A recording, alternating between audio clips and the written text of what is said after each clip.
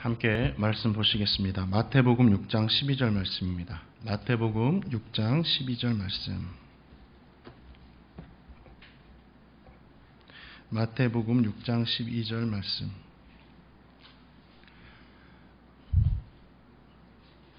다 함께 마태복음 6장 12절 말씀 함께 읽겠습니다. 시작. 우리가 우리에게 죄 지은 자를 사하여 준 것 같이 우리 죄를 사하여 주시옵고. 아멘. 예배하는 우리 성도님들의 마음 가운데 주님 주시는 평강의 마음이 있기를 축복합니다. 지금 저와 성도님이 해야 할 것이 있다면 주어진 삶을 성실하게 살아가는 겁니다.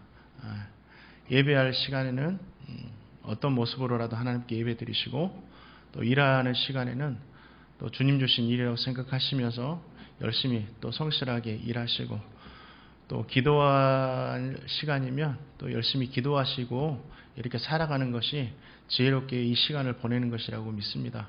성도님들 믿음으로 또 신앙 안에서 주님 안에서 이 기간을 잘 살아가시기를 축복합니다.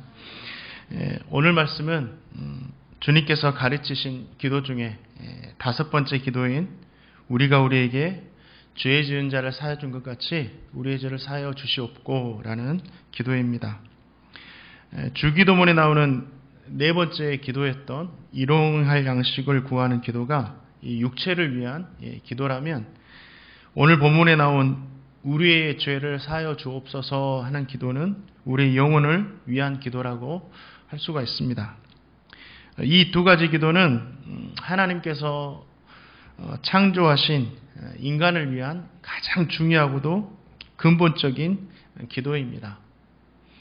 왜 그렇습니까? 하나님께서 인간을 창조하실 때 흙을 빚어서 코에 생기를 불어 넣으셨습니다. 그래서 육체와 영혼을 가진 존재로 인간을 창조하셨습니다. 그렇기 때문에 인간은 이 육체와 함께 영혼을 위해서 계속해서 기도를 하면서 살아가야 됩니다. 그렇다면 저와 성도님이 오늘 영혼을 위한 기도에 대해서 말씀을 듣는데, 어떻게 하는 것이 우리의 영혼을 위해서 기도를 하는 것인가, 거기에 대해서 말씀을 생각하면서 은혜 나누기를 소망합니다. 저와 성도님은 일용할 양식을 먹지 않고는 살 수 없습니다. 그래서 매일매일 일용할 양식을 위해서 기도해야 된다라고 우리는 말씀을 들었습니다. 먹지 않으면 배가 고프고, 그렇죠? 먹지 않으면 힘을 내서 일상생활을 할 수가 없고, 먹지 않으면 몸이 고장나기 때문이죠. 우리를 위한 죄 용서의 기도에도 마찬가지입니다.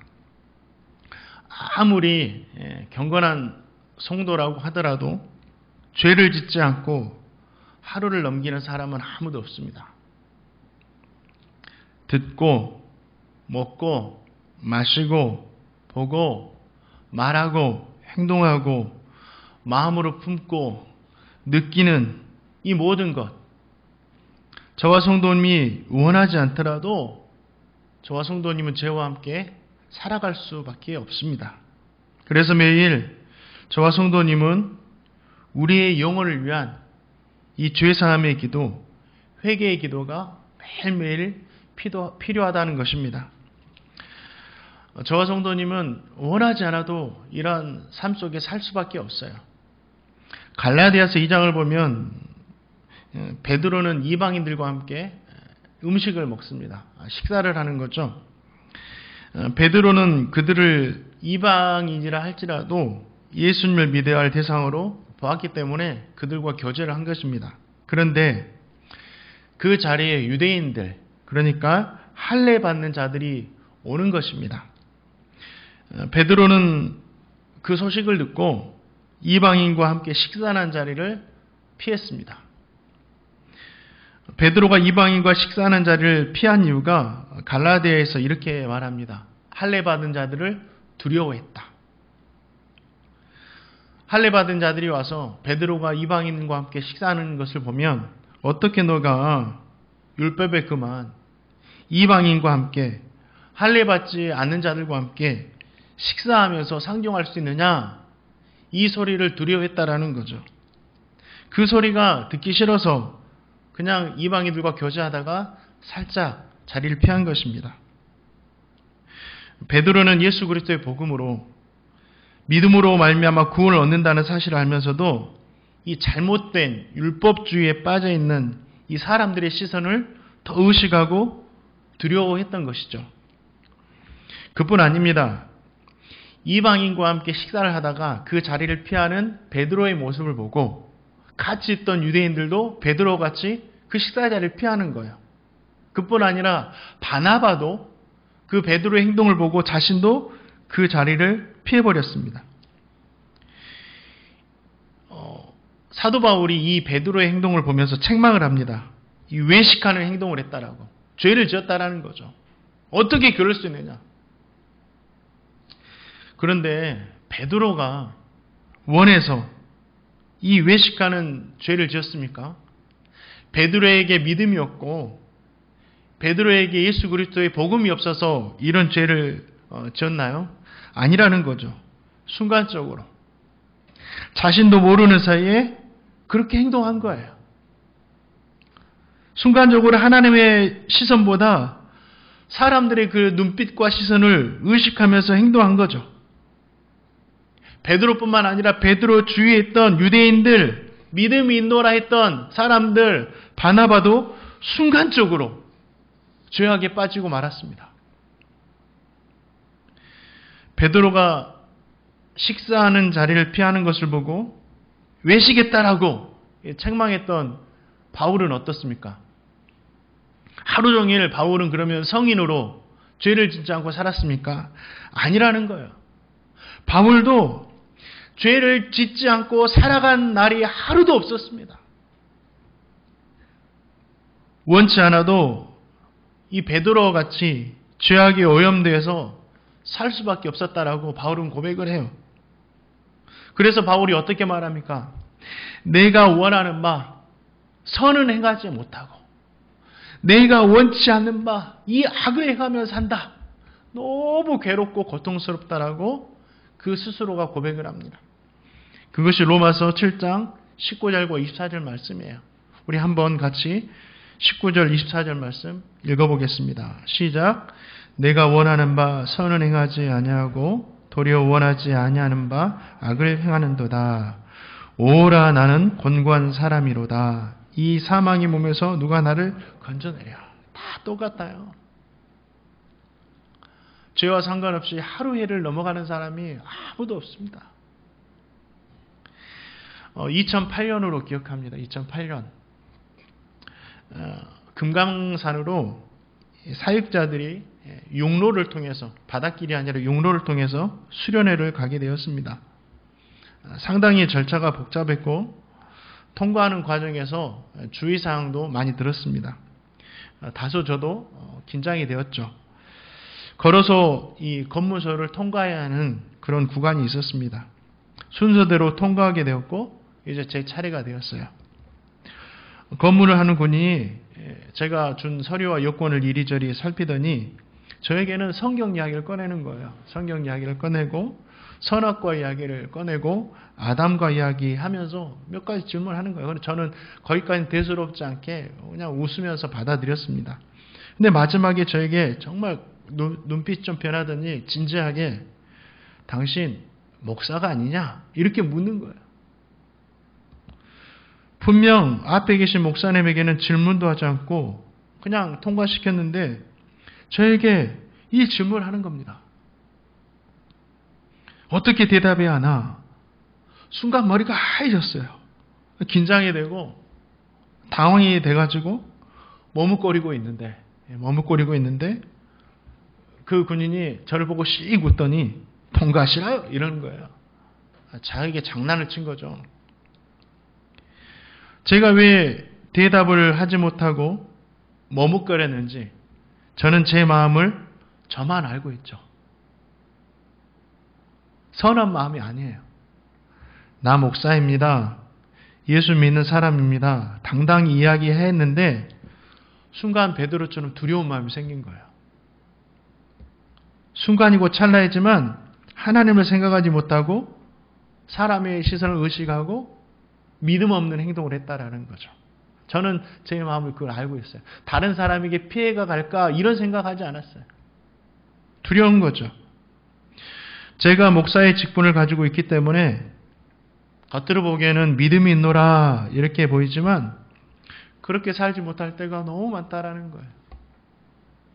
저도 모르는 사이 순간순간 외식하는 행동을 하고 살고 있고 하찮은 순간 죄악된 삶에 놓여서 살 때가 많다라는 거예요.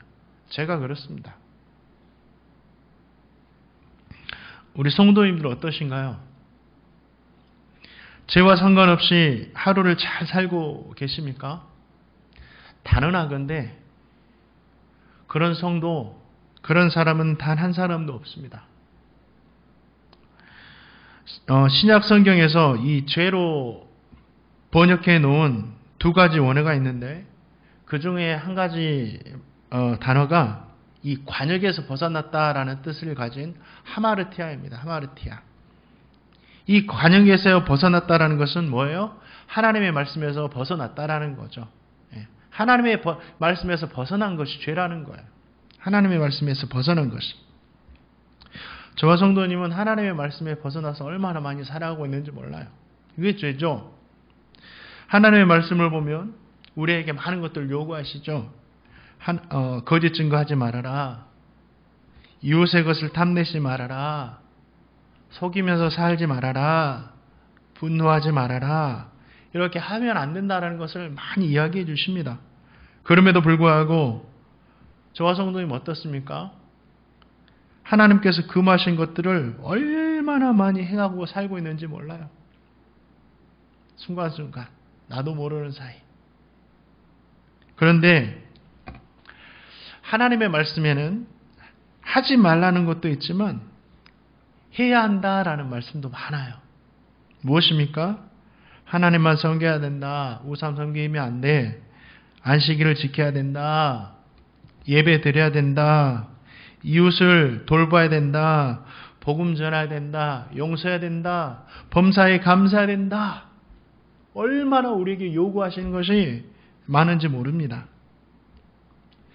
그런데 생각해 보세요. 저와 성도님은 하지 말라고 한 것을 했을 때는 양심의 가책을 느끼고 죄라고 생각을 하는데 하라고 하는 것을 하지 않았을 때는 그냥 아무렇지 않게 살아갈 때가 많아요. 그러나 분명히 중요한 것은 하지 말라고 한 것을 하지 말라고 하신 것을 우리가 어기고 그 행동을 하면 뭐예요? 죄인 것처럼. 하라고 말씀하신 것을 우리가 순종하지 않고 하지 않으면 그것도 동일한 하나님의 말씀에서 벗어난 죄라는 거죠. 그래서 저와 성도님은 뭐예요? 단 하루도 죄와 상관없이 살아갈 수 있는 존재는 아무도 없다라는 거예요. 아무도 없습니다. 사랑하는 성도님들, 그렇기 때문에 저와 성도님은 매일매일 우리의 죄를 사하여 주옵소서 하는 이 회개의 기도가 필요한 거예요.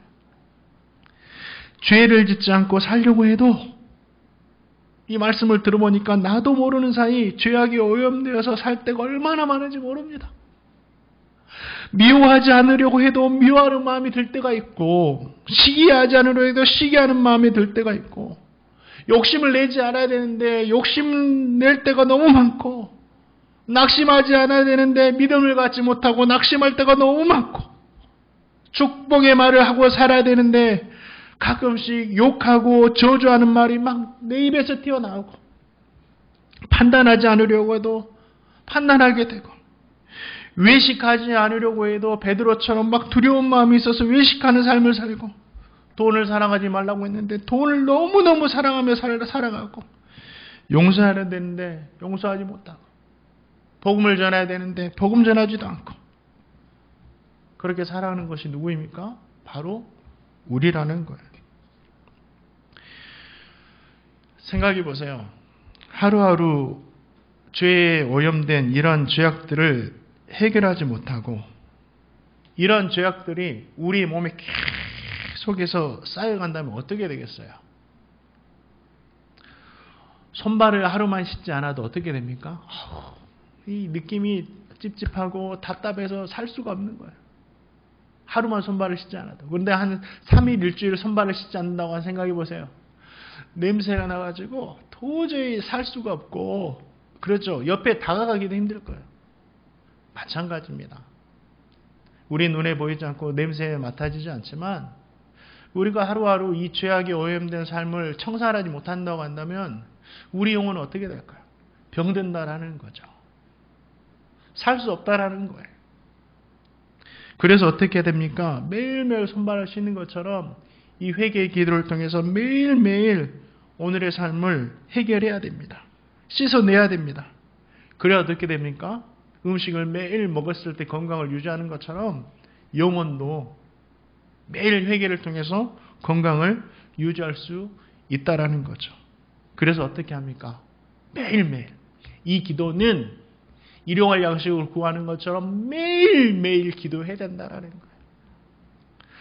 바라는 저와 성도님 모두가 우리의 육체를 위해서 매일 양식을 구하는 것처럼 우리의 영혼을 위해서 매일 우리의 죄를 사해달라고 하나님께 기도하며 살아갈 수 있기를 주님의 이름으로 축원드립니다. 너무 좋은 거예요. 주님께서 이런 회개의 기도를 하라고 하신 이유가 있습니다. 그 이유가 뭘까요? 우리를 용서해 주시기 위해서. 우리 용서해 주시기 위해서 그러는 거예요. 회개의 기도만이 죄를 용서받을 수 있는 유일한 길이에요. 다른 방법은 없어요. 주님께서 우리에게 다른 방법을 절대 주시지 않으셨어요. 이 방법밖에 없습니다. 그래서 이 우리의 죄를 사해달라는 이 기도는 축복이고 우리에게 좋은 거예요. 축복이에요. 우리에게 좋은 겁니다. 우리가 우리의 죄를 고백하면서 기도할 때 하나님께서 분명히 용서해 주신다. 이 확신을 가지고 기도하시기를 주님의 이름으로 축원드립니다. 확신 가져야 돼요. 아담과 하와가 사탄의 유혹에 넘어가서 풍족했잖아요. 엄청 풍족하게 살았어요. 부족함이 없이 살았어요. 그러니까 이 죄라는 것이 어려울 때만 찾아오는 것이 아닙니다. 풍족한 중에도 우리를 괴롭게 해요. 사탄의 유혹에 넘어가서 이 하나님처럼 되고 싶은 이 교만함에 빠지죠. 그리고 어떻게 합니까? 정말 하나님처럼 되려고 선악과를 따먹죠. 하나님 보실 때 얼마나 안타까워하시고 마음 아프셨을까요? 그때 하나님 어떻게 하셨습니까? 그들 그냥 내버려 두셨나요? 아니죠. 그들을 찾아가서 만나시고 물으시고 그 죄악들을 다 드러내시죠. 그리고 어떻게 하십니까? 결국 그들의 교만함을 용서하십니다. 용서하세요. 이스라엘 백성들이 광야에서 또 가나안 땅에서 그렇게도 하지 말라고 하는 우상 숭배를 합니다. 우상 숭배를 해요. 하나님 어떻게 하셨습니까? 그들을 향해서 회초리를 드세요. 그리고 징계의 회초리를 때리시지만 그 징계의 회초리 후에 이스라엘 백성들이 회개하며 기도하니까 어떻게 하십니까? 용서해 주세요. 용서해 주세요. 다윗이 우리아의 아내를 취함죠. 그리고 우리아는 전쟁터로 내보내서 죽게 합니다. 정말 사람이 생각할 수 없는 이 죄악을 저지른 거죠. 그런 다윗을 하나님께서 어떻게 하셨습니까? 물론 그에 합당한 회초리는 드셨지만 다윗이 그 죄악을 철저하게 회개할 때 그 회개를 받으시고 다윗을 용서해 주셨다라는 거예요. 교만, 하나님처럼 데려가는 교만 얼마나 무섭습니까? 우상숭배, 또 입에 담을 수 없는 이런 죄악들. 그런데 성경을 보니까 이 외에도 하나님께서 용서하신 죄악들이 너무 많아요. 그러나 분명한 것은 하나님의 백성이 하나님 앞에 나와서 이런 죄악을 고백할 때 하나님께 어떻게 하셨다라는 거죠? 용서해 주셨다라는 거예요. 하나님은 용서의 하나님이세요.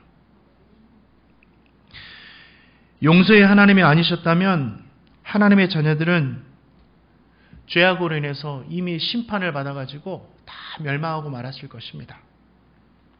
하나님의 자녀된 우리를 향한 주님의 용서, 이 주님의 용서에는 한계가 없어요. 주님의 용서는 무한합니다. 어떤 죄도 다 용서해 주신다라는 사실이에요. 이 말씀이 이사야 1장 18절에 나와 있습니다. 우리 함께 이사야 1장 18절 말씀 읽어보겠습니다. 시작.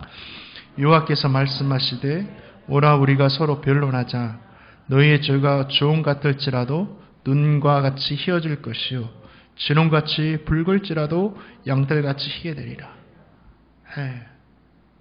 조금 같을지라도 진홍같이 붉을지라도. 말씀을 준비하면서 오늘 이번 주에 말씀을 준비하면서 마음의 분당감이 참 많았어요.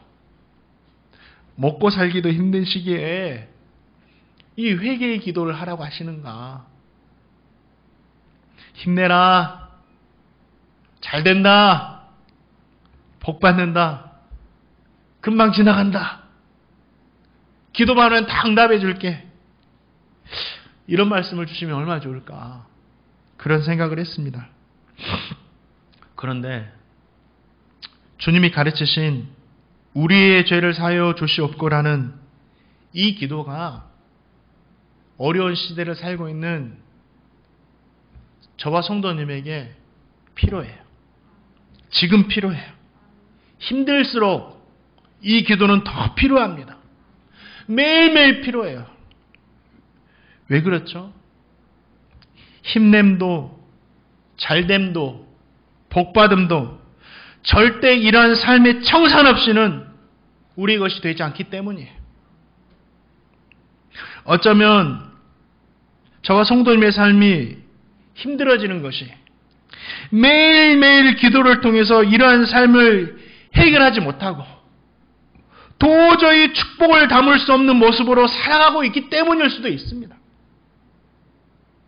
하나님 우리 손 가운데 가득 주시려고 하는데 도저히 받을 수 없는 손의 모양을 하고 있으면 부모님도 자녀들에게 손 씻고 오기 전에 음식을 주지를 못합니다.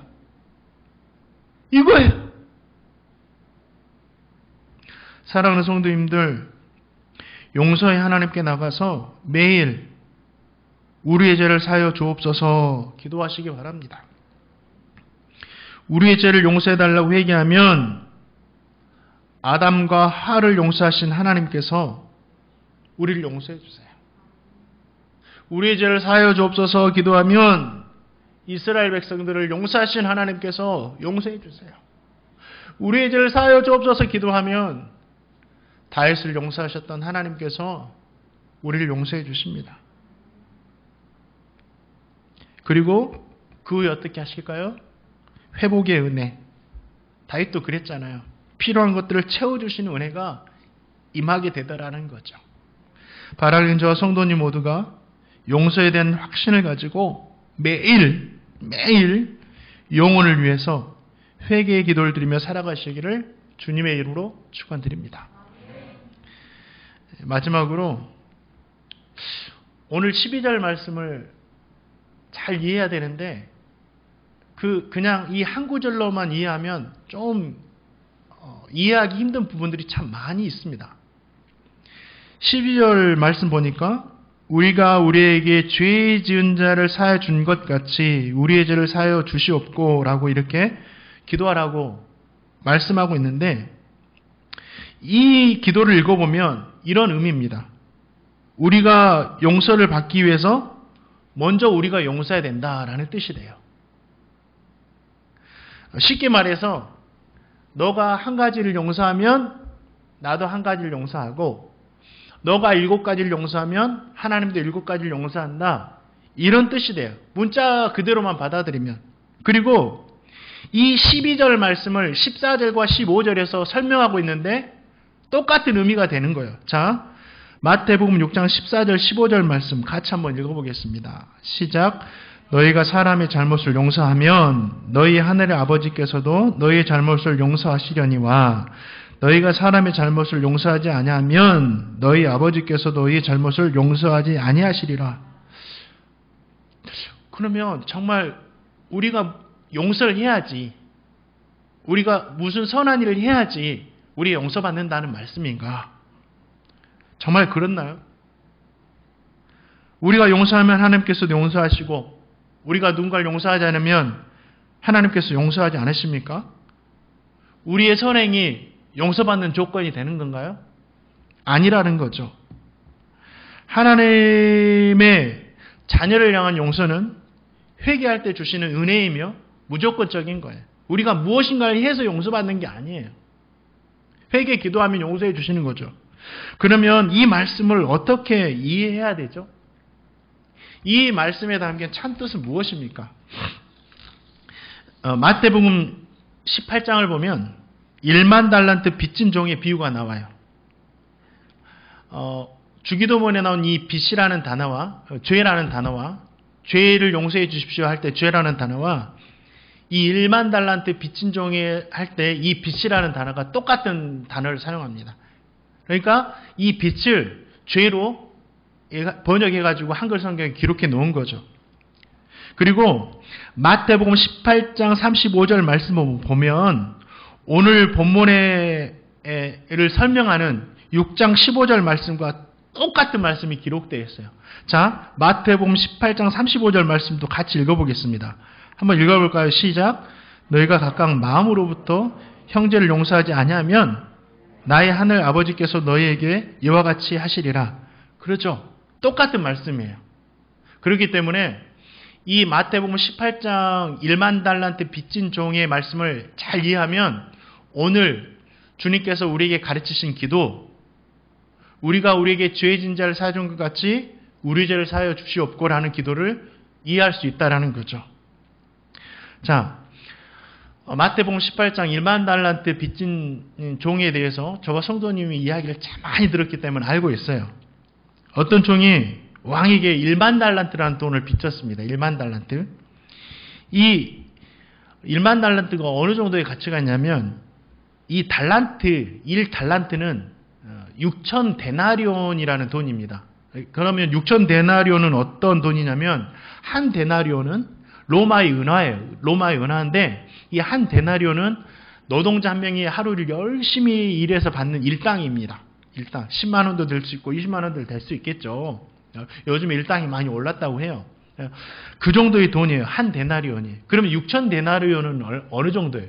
노동자 한 사람이 6천일 동안 일해야지만 받을 수 있는 돈이에요. 그게 한 달란트예요. 근데 오늘 한 달란트 빚진 종이 아니라 1만 달란트를 빚졌다고 하니까 이 1만 달란트는 어느 정도의 가치가 있냐면 6천만 데나리온. 6천만 데나리온. 그러니까 상상할 수가 없는 거죠. 제가 이제 계산기를 한번 두드려 보니까 이 노동자 한 명이 어느 정도 일을 해야 되냐면 16만 4천 년, 약 16만 4천 년 동안 일을 해야지만이 벌 수 있는 돈이 1만 달란트예요. 엄청난 돈입니다. 천문학적인 숫자죠. 그러니까 한 사람이 태어나서 죽을 때까지 밥도 먹지 않고 잠도 자지 않고 물도 마시지 않고 계속해서 일해도 벌 수 없는 돈이 1만 달란트라는 돈이에요.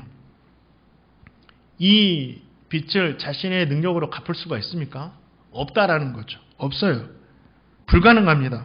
죽어도 못 갚아요. 그런데 그 종이 빚을 갚아버립니다. 어떻게 갚죠? 종이 손이 발이 되도록 빌었어요. 한 번만 살려달라고 이렇게 빌었어요. 그러자 왕이 그를 불쌍히 보고 빚을 탕감해 줍니다. 그러니까 다 갚아버린 거죠. 빚을 탕감해 주니까 갚지 마. 대신 열심히 살아라. 이 1만 달란트 빚진 종은 무엇을 의미하죠? 우리의 죄가 이렇게 무겁다라는 거예요. 1만 달란트 빚진 종처럼 우리는 그렇게 죄악 속에 살아간다라는 거죠. 도저히 우리의 힘과 능력으로는 이 죄악을 해결할 능력이 없는데 하나님께서 우리를 불쌍히 여기셔서 우리가 회개하자 용서해 주셨다라는 거예요. 1만 달란트 빚진 종의 비유의 의미가 이겁니다. 하나님께서 우리의 죄악을 용서해 주셨다라는 거예요. 그런데 재미있는 것은 이 빚을 탕감받은 종이 이제 밖으로 나갔습니다. 얼마나 마음이 가부였겠어요. 빚을 다 해결됐어요. 깨끗이 됐습니다. 이제 새로운 출발을 할 수가 있는 거예요. 너무 좋죠. 그런데 이 종이 자신에게 100데나리온 빚진 동료를 만납니다. 친구를 만나요. 이 100데나리온은 어느 정도 돈이죠? 100일 동안 일해서 이렇게 에이레하는 이 노동자의 이 월급이죠. 한 1,000만 원 정도 될 것 같아요. 10만 원으로 따진다면 한 1,000만 원 정도. 그런데 이 1만 달란트 빚을 탕감하는 종이 자기에게 100데나리온 빚진 이 동료를 만나가지고 빚 갚으라고. 그런데 좀만 기다려달라고. 지금 없다고. 그러니까 어떻게 합니까? 이 탕감받는 종이 빚 100데나리온 갚으라고 하면서 감옥에다 넣어버립니다. 이 소식을 누가 들어요? 왕이 됐습니다. 그래서 왕이 분노해요. 당장 잡아들여라.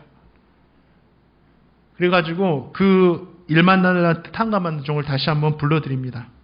그러면서 왕이 이렇게 이야기해요. 이 악한 종아, 내가 빌기에 네가 나에게 손이 발이 되도록 빌기에 내가 너의 빚을 전부 탕감해 주었거늘 내가 너를 불쌍히 여긴 같이 너도 내 동료를 불쌍히 여기는 것이 마땅하지 아니하냐?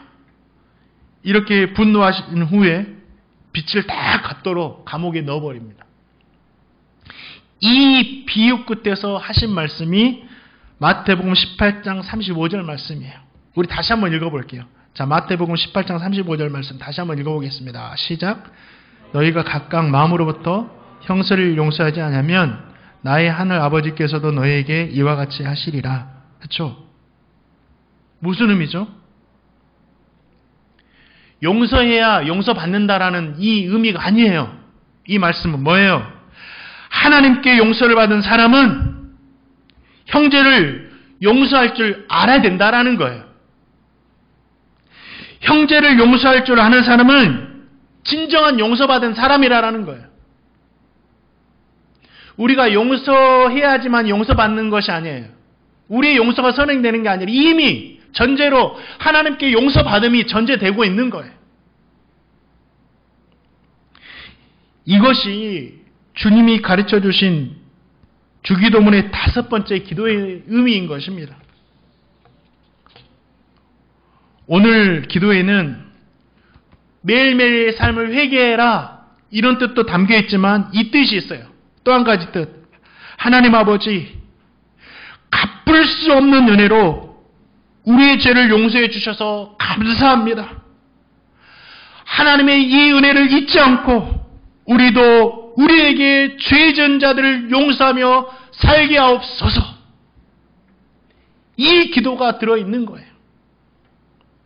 저와 성도님은 예수님께서 가르치신 이 기도의 의미를 깨달아서 저와 성도님이 먼저 도저히 갚을 수 없는 이 죄악의 빚, 죄악에 대한 용서를 받았다. 이 사실을 절대 잊지 마시고 저와 성도님에게 죄 지은 자들 용서하며 살아갈 수 있기를 주님의 이름으로 축원드립니다. 여수에서 사역을 할 때 종종 가까이에 있는 애양원, 그러니까 손양원 목사님 기념관에 이렇게 갔었습니다. 한 차를 몰고 가면 30분 정도면 갈 수 있었으니까요. 손양원 목사님은 두 아들을 천국에 보내면서 그 장례식에 참석한 조문객들에게 9가지 감사 고백을 했다고 합니다. 너무 유명하죠.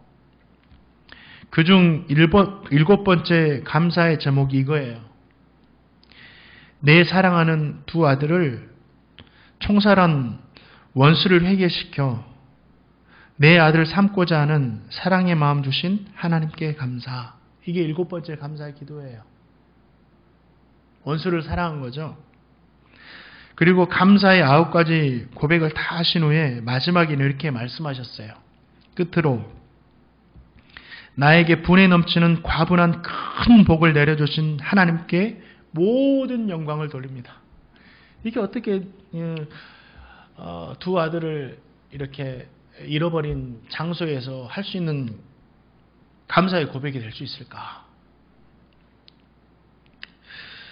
이 목사님은 하나님께 받은 이 과분한 은혜로 인해서 이 하나님께 받은 이 과분한 은혜를 잊지 않고 그렇기 때문에 두 아들을 죽인 원수를 용서할 수 있었다라는 거죠. 이 손 목사님의 이 감사가 정말 진실이라는 것이 뭐냐면 손 목사님은 그 후에 이 장례식에서 헌금을 드리셨어요. 하나님께 감사 헌금을 드리셨습니다. 야, 이 감사의 9가지 고백만 해도 정말 대단한데 감사 헌금까지 드리세요. 그 헌금 봉투에는 어떻게 쓰여졌냐면 두 아들의 순교를 감사하며 1만 원, 송양원 이렇게 적어 있었어요. 이 봉투 한번 보실래요? 지금 많이 이 봉투.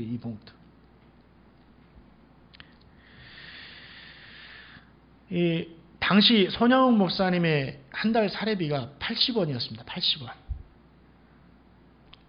그러니까 1만 원의 이 감사의 헌금은 내려주세요. 1만 원의 감사의 헌금은 이 도저히 상상할 수 없는 전 재산을 드린 거예요. 한 달 사례비가 80원인데 두 아들이 이 장례식장에서 드린 1만 원의 감사 현금 봉투.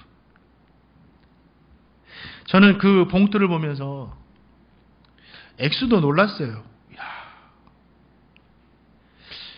그런데 어떻게 이렇게 할 수 있을까? 이런 생각이 들면서 이게 뭐지? 이게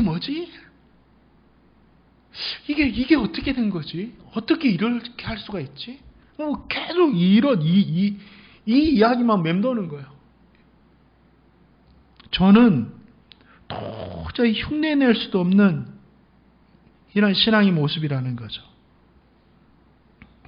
그때 저는 목산수를 막 받고 은혜, 감사 이런 것보다는 성공, 부흥 이것을 위해서 힘차게 달려가고 있었다라는 거죠. 성공과 부흥이라는 이 두 단어를 쫓아서 달려가는 제 모습이 그 봉투 앞에서 얼마나 부끄러웠는지 몰라요. 손 목사님의 고백은 정말 하나님의 은혜를 깨닫지 않고는 할 수 없는 오직 하나님의 은혜를 크게 깨달은 사람만이 할 수 있는 감사였고 용서였다라고 저는 믿어집니다. 이 모습이 이 손양 목사님 모습이 우리가 우리에게 죄 지은 자를 사하여 준 것 같이 우리의 죄를 사하여 주시옵고 하는 고백입니다. 사랑하는 성도님들, 저와 성도님 모두도 하나님께로부터 받을 수 없는, 갚을 수 없는 은혜를 받았다라는 사실을 절대 잊어서는 안 됩니다. 손양훈 목사님만 받았나요? 저와 성도님 모두가 받았죠. 그렇다고 한다면 이 사랑을 절대 잊지 마시고 주님으로부터 사랑, 주님으로부터 받은 용서 실천하며 살아갈 수 있기를 주님의 이름으로 축원드립니다. 오늘 말씀은 그 말씀이에요. 말씀을 맺습니다. 우리가 우리에게 죄 지은 자를 사하여 준 것 같이 우리의 죄를 사하여 주시옵고 매일 양식을 구하는 것처럼 매일 우리의 죄를 회개하며 영혼의 건강을 유지하며 살아가시기를 축복합니다.